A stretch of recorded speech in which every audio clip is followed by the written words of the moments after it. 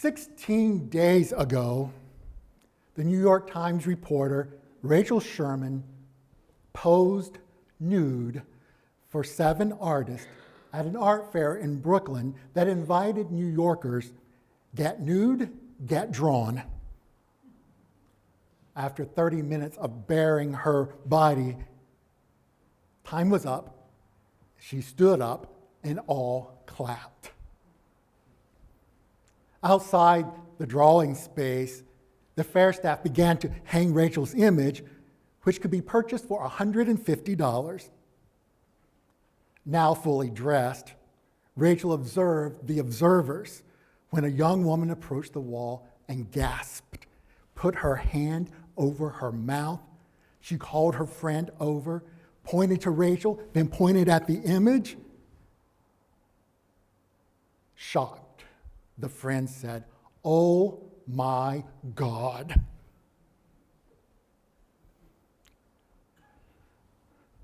I think when we approach Genesis 2 and Genesis 3, we have that "oh my God" feeling.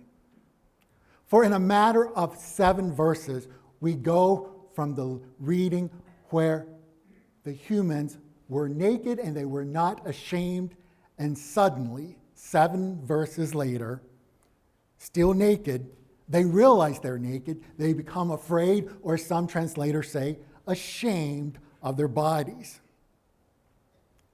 Now, Christians have based a whole lot of theology on Genesis 3. We get the fall of creation. We come up with the sin. The reason that some would say, this is why Jesus came to rescue us from the fall, and some would go on to say, Christ becomes the new Adam. Among Jewish scholars and rabbis, they don't interpret it that way. They see the Genesis story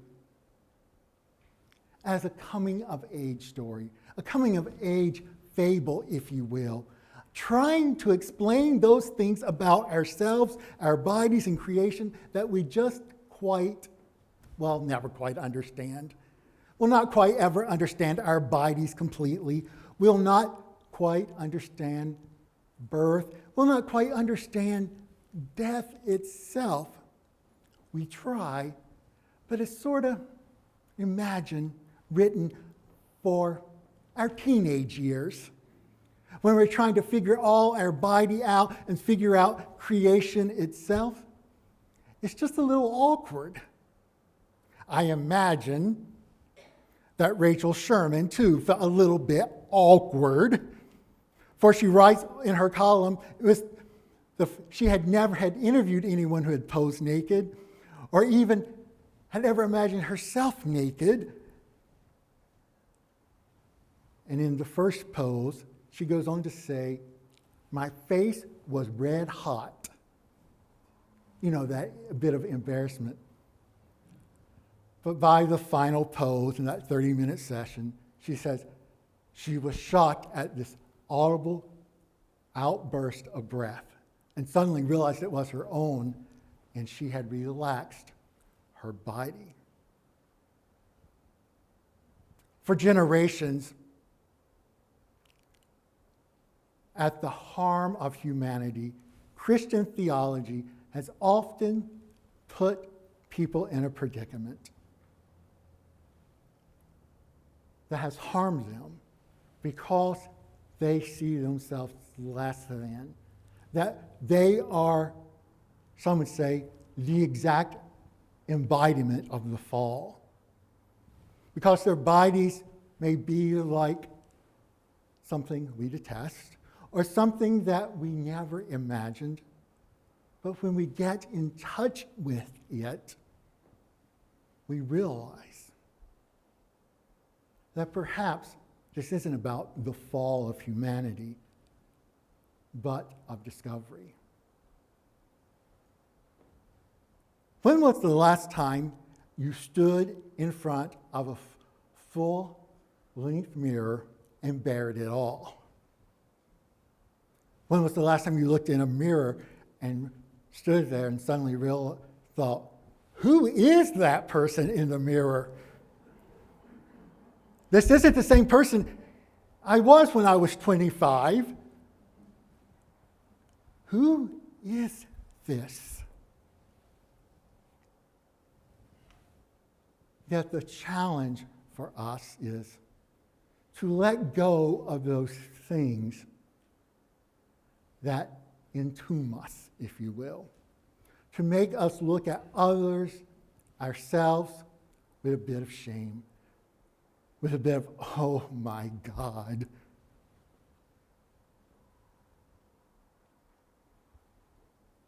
When we embrace the goodness of our body and remember from the first chapter of Genesis that the Holy spoke and created humanity in their image of God. As God says, created them to create humanity like them themselves, the multiple personalities of God. What happens when we finally let go of the rigidness of sin that St. Augustine weaved into the story of degrading ourselves and our body, and realize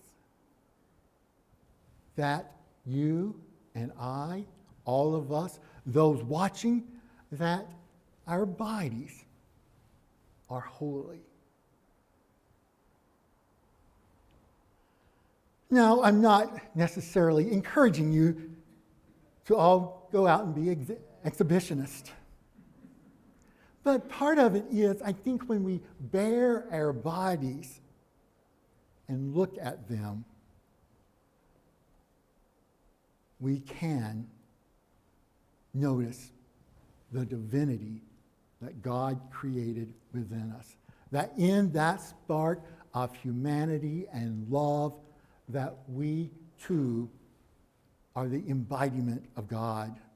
That creativity is expressed, that we are enfolded as we are, even as our bodies change.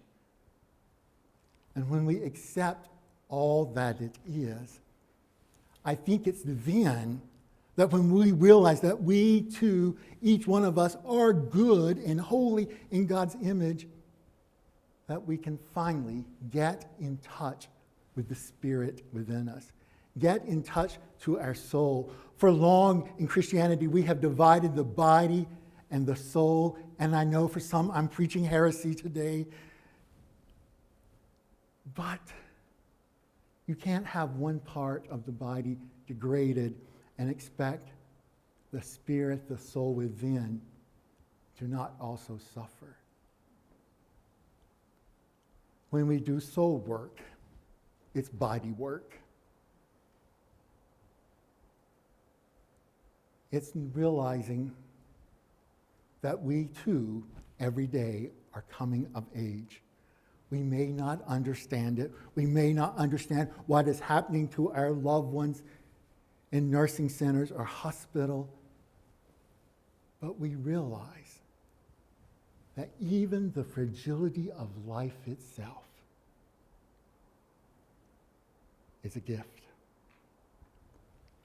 A gift of creativity. A gift when we can bear our body and soul to the pleasure of God and to the work of ministry and humanity. Our bodies, our souls are intertwined. When working together, may we too exclaim, "Oh my God," not in shock and shame, but "Oh my God, look what God has created me to be." Amen.